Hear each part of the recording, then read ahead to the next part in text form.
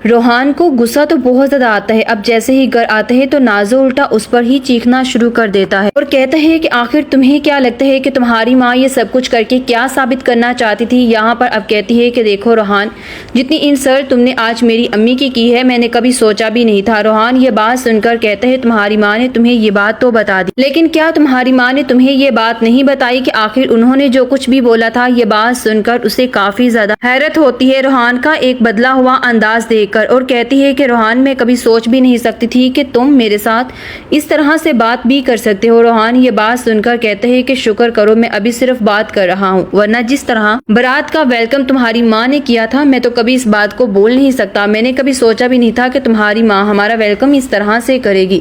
یہ بات سن کر کہتی ہے کہ دیکھو نا، تم بھی تو روکھی سوکھی بارات لے کر وہاں پر پہنچ گئے، امی اگر ریئیکٹ نہیں کرتی تو اور کیا کرتی؟ تم خود بتا دو، کیا یہ سب کچھ کسی ماں کے لیے برداشت کرنا اتنا آسان ہوتا ہے؟ اور پھر ہمارے رشتہ دار کتنی باتیں کر رہے تھے، تمہیں اس بات کا کیا اندازہ ہو؟ یہ بات سن روحان کہتا ہے کہ ہاں، اندازہ تو تمہیں ہی رشتہ داروں کا ہوگا، تم آئی بڑی رشتے نبھانے والی۔ میں نے جو رشتہ داروں سے باتیں سنی ہیں، تمہیں کیا اندازہ ہو ان سب باتوں کا؟ ان باتوں کا اندازہ صرف میں ہی کر سکتا ہوں، کس کرب اس تکلیف سے میں اور میری ماں گزرے۔ یہ باتیں اب نازو کو سننی تو پڑتی ہے، تبھی کہتی ہے کہ آخر کیا ہو گیا ہے اس روحان کو؟ یہاں پر اب جیسے ہی ایک گھر میں عورت آتی ہے اور کہتی ہے کہ روحان بیٹا، تمہاری والدہ کی طبیعت بہت زیادہ خراب ہے۔ روحان یہ بات سن کر ایک دم چونک جاتا ہے اور کہتا ہے کیا ہوا امی کو؟ ان کی طبیعت تو ٹھیک ہے نا؟ یہ بات سن کر کہتی ہے کہ نہیں بیٹا، ان کی طبیعت ٹھیک نہیں ہے، میں نے انہیں کہا تھا کہ میں تمہیں بتا دیتی ہوں، لیکن تمہیں بتانے سے انکار انہوں نے کر دیا، لیکن ان کی طبیعت اب بہت زیادہ خراب ہوتی جا رہی ہے، اس لیے تم انہیں ہاسپٹل لے کر چلے جاؤ۔ نازو جیسے ہی بات سنتی ہے تو سن کر کافی غصے میں آ جاتی ہے اور کہتی ہے کہ آخر یہ سب کچھ کیا ہو رہا ہے روحان؟ آج ہم دونوں کی شادی ہے تو پھر ایسا کیسے ممکن ہو سکتا ہے کہ تم مجھے چھوڑ کر اپنی ماں کو لے کر چلے جاؤ؟ روحان اس کی باتوں سے کافی ہرٹ ہوتا ہے اور کہتا ہے کہ تمہارا دماغ ٹھیک ہے؟ تم یہ کیسی باتیں کر رہی ہو؟ میری ماں کی طبیعت زیادہ میری نائٹ سے امپورٹنٹ ہے، اس لیے اگر تمہیں یہ لگتا ہے کہ میں رکوں گا تو یہ تمہاری بہت بڑی غلط فہمی ہے، اپنے ذہن سے یہ بات باہر نکال دو۔ یہ بات سن کر اب اسے غصہ تو بہت آتا ہے، لیکن وہ خاموش رہتی ہے اور کہتی ہے کہ روحان بیٹھ جاؤ یہاں پر، تم یہاں سے کہیں بھی نہیں جاؤ گے۔ لیکن روحان اس سے اپنا پیچھا چھڑاتا ہے اور کہتا ہے کہ میرا ہاتھ چھوڑو اور دوبارہ کبھی بھی ایسا مت سوچنا۔ یہ باتیں اب اسے کافی زیادہ حیران کرتی ہے، جہاں پر نازو چیخنا چلانا شروع کرتی ہے اور کہتی ہے کہ روحان، آج تم نے میرے ساتھ بالکل بھی اچھا نہیں کیا، اس کا خمیازہ اب تمہیں بھگتنا ہی پڑے گا، کیونکہ میں بہت اچھے طریقے سے جانتی ہوں تمہیں کیا لگتا ہے کہ تم یہ سب کچھ کر کے میری نظروں سے بچ جاؤ گے؟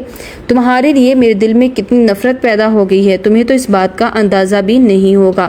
یہاں پر اب روحان کی والدہ کی سرجری فوراً کرنے کے لیے ڈاکٹرز کہہ دیتے ہیں تو روحان کافی پریشان ہو جاتا ہے اور کہتا ہے کہ ڈاکٹر صاحب آ کے امی کی طبیعت تو ٹھیک ہو جائے گی نا؟ تبھی ڈاکٹر کہتا ہے کہ روحان بیٹا، فکر کرنے کی بالکل بھی ضرورت نہیں ہے، تم آخر فکر کیوں کر رہے ہو؟ تم جانتے ہو نا اچھے طریقے سے۔ یہاں پر اب کہتا ہے کہ ہاں میں جانتا ہوں، لیکن مجھے اس بات کا ڈر ہے کہ آخر یہ جو کچھ بھی ہو رہا ہے اس کے بعد یہ سب کچھ کیوں ہو رہا ہے، یہ بات میں نہیں سمجھ پا رہا۔ یہ باتیں اب اسے کافی زیادہ پریشان کر دیتی ہیں، جہاں پر اب ڈاکٹر کہتا ہے کہ تمہاری ماں دعا سے زیادہ اب دعا کی ضرورت ہے، تو یہ باتیں اسے کافی زیادہ حیران کر دیتی ہے۔ یہاں پر اب کہتا ہے کہ ہاں تم جانتے ہو نا اچھے طریقے سے، لیکن بیٹا تمہیں اب حوصلہ رکھنا ہوگا، تمہیں اندازہ بھی نہیں ہے کہ آخر یہ جو کچھ بھی ہوا اس کے بعد تمہیں بہت زیادہ حوصلے کی ضرورت ہے۔ یہ بات سن کر کہتا ہے کہ ہاں میں جانتا ہوں بہت اچھے طریقے سے۔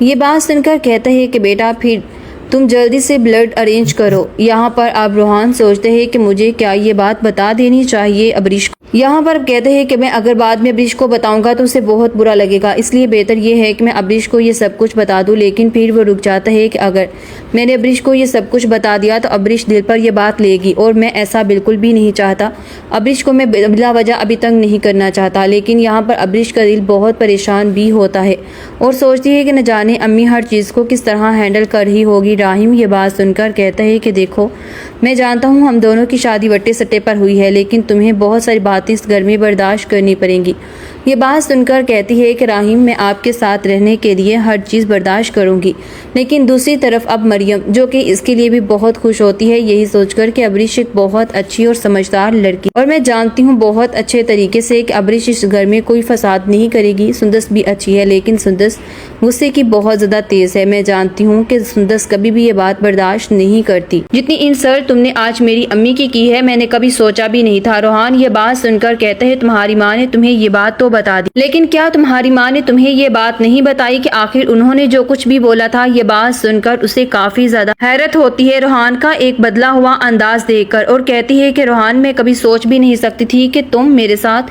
اس طرح سے بات بھی کر سکتے ہو۔ روحان یہ بات سن کر کہتا ہے کہ شکر کرو میں ابھی صرف بات کر رہا ہوں، ورنہ جس طرح برات کا ویلکم تمہاری ماں نے کیا تھا میں تو کبھی اس بات کو بول نہیں سکتا، میں نے کبھی سوچا بھی نہیں تھا کہ تمہاری ماں ہمارا ویلکم اس طرح سے کرے گی۔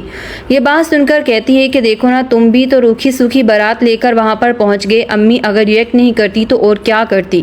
تم خود بتا دو کیا یہ سب کچھ کسی ماں کے لیے برداشت کرنا اتنا آسان ہوتا ہے؟ اور پھر ہمارے رشتہ دار کتنی باتیں کر رہے تھے، تمہیں اس بات کا کیا اندازہ ہو؟ یہ بات سن روحان کہتا ہے کہ ہاں اندازہ تو تمہیں ہی رشتہ داروں کا ہوگا، تم آئی بڑی رشتے نبھانے والی، میں نے جو رشتہ داروں سے باتیں سنی ہیں تمہیں کیا اندازہ ہو ان سب باتوں کا؟ ان باتوں کا اندازہ صرف میں ہی کر سکتا ہوں، کس کرب اس تکلیف سے میں اور میری ماں گزرے۔ یہ باتیں اب نازو کو سننی تو پڑتی ہے، تبھی کہتی ہے کہ آخر کیا ہو گیا ہے اس روحان کو؟ یہاں پر اب جیسے ہی ایک گھر میں عورت آتی ہے اور کہتی ہے کہ روحان بیٹا تمہاری والدہ کی طبیعت بہت زیادہ خراب ہے۔ روحان یہ بات سن کر ایک دم چونک جاتا ہے اور کہتا ہے کیا ہوا امی کو؟ ان کی طبیعت تو ٹھیک ہے نا؟ یہ بات سن کر کہتی ہے کہ نہیں بیٹا ان کی طبیعت ٹھیک نہیں ہے، میں نے انہیں کہا تھا کہ میں تمہیں بتا دیتی ہوں لیکن تمہیں بتانے سے انکار انہوں نے کر دیا، لیکن ان کی طبیعت اب بہت زیادہ خراب ہوتی جا رہی ہے اس لیے تم انہیں ہاسپٹل لے کر چلے جاؤ۔ نازو اب جیسے یہ بات سنتی ہے تو سن کر کافی غصے میں آ جاتی ہے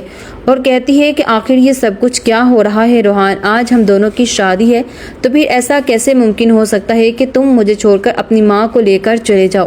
روحان اس کی باتوں سے کافی ہرٹ ہوتا ہے اور کہتا ہے کہ تمہارا دماغ ٹھیک ہے؟ تم یہ کیسی باتیں کر رہی ہو؟ میری ماں کی طبیعت زیادہ میری نائٹ سے امپورٹنٹ ہے، اس لیے اگر تمہیں یہ لگتا ہے کہ میں رکوں گا تو یہ تمہاری بہت بڑی غلط فہمی ہے، اپنے ذہن سے یہ بات باہر نکال دو۔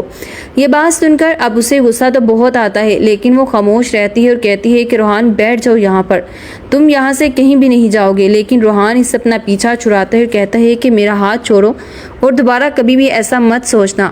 یہ باتیں اب اسے کافی زیادہ حیران کرتی ہے، جہاں پر نازو چیخنا چلانا شروع کرتی ہے اور کہتی ہے کہ روحان آج تم نے میرے ساتھ بالکل بھی اچھا نہیں کیا، اس کا خمیازہ اب تمہیں بھگتنا ہی پڑے گا، کیونکہ میں بہت اچھے طریقے سے جانتی ہوں تمہیں کیا لگتا ہے کہ تم یہ سب کچھ کر کے میری نظروں سے بچ جاؤ گے؟